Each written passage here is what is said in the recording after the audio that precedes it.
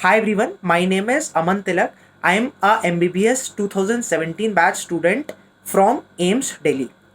दोस्तों, class 11th में मेरी नीट की जो प्रिपरेशन थी, 2015 का वक्त है दोस्तों। उस वक्त नीट नहीं होता था। 2016 में ये हम लोग को पता चला कि हमें 2017 में नीट देना है।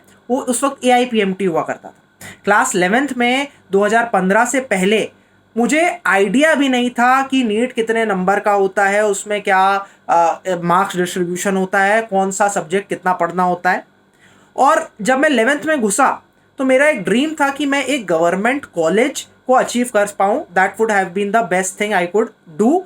और मेरे जो पेरेंट्स थे, व्हाट दे टोल्ड मी कि बेटा ट्राई कर लो, अगर तुम्हारा प्री मेडिकल एग्जाम में सिलेक्शन हो जा रहा है वेल एंड गुड, नहीं होगा बेटा तो हम तुम्हारा प्राइवेट मेडिकल कॉलेज में जो है दाखिला दिलवा देंगे। फाइन।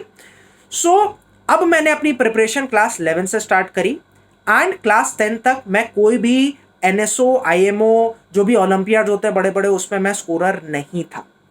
अब ये जो स्टोरी है एक एवरेज छात्र की है, एवरेज तो नहीं कहूंगा, अबव एवरेज छात्र की। मेरे 10th में जरूर 10 CGPA आए थे, लेकिन मैं अपने आप को अबव एवरेज मानता हूं क्योंकि मैं मेरे जो क्लास में थे 30% से ज्यादा छात्रों के जो मार्क्स थे वो आपके 10 CGPA आए थे।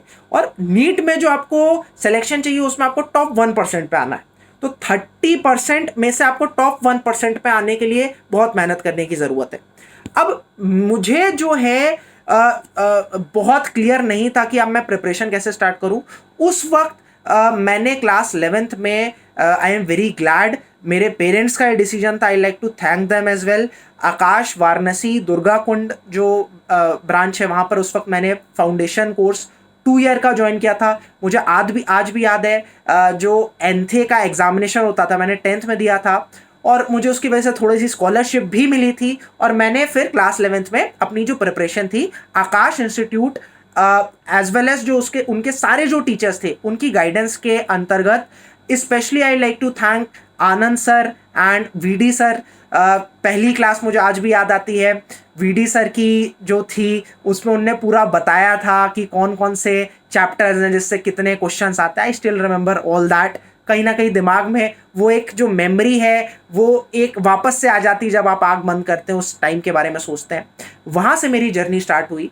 मैंने पूरे 2 साल अपनी 100% पोटेंशियल को यूटिलाइज करने की कोशिश करी। और मैं फिर से बोलूँगा कि जो मेरी कोचिंग है, मेरी जो गाइडेंस है, जो मार्गदर्शन है, स्पेशली VD सर, आनंद सर का, इनको मैं बहुत ज़्यादा थैंक करना चाहूँगा।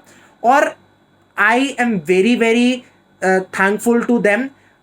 In NEET 2017 my marks were 655। मेरा जो पोटेंशियल था कहीं ना कहीं उससे ज़्यादा उस वक्त तक हो चुका था, लेकिन मेरे मार्क्स कम थे। लेकिन मुझे आज भी याद है नीट का एग्ज़ाम देने के बाद वो दिन था 7 मई 2017 और मैं VD सर के केबिन में बैठा था। VD सर ने मेरे को मिंग गार्डन से चिली पनीर और गार्लिक ब्रेड, जहाँ तक मुझे याद आ रहा है, वो ऑर्डर की थी। आई am very fond of food, that is why I am fat definitely.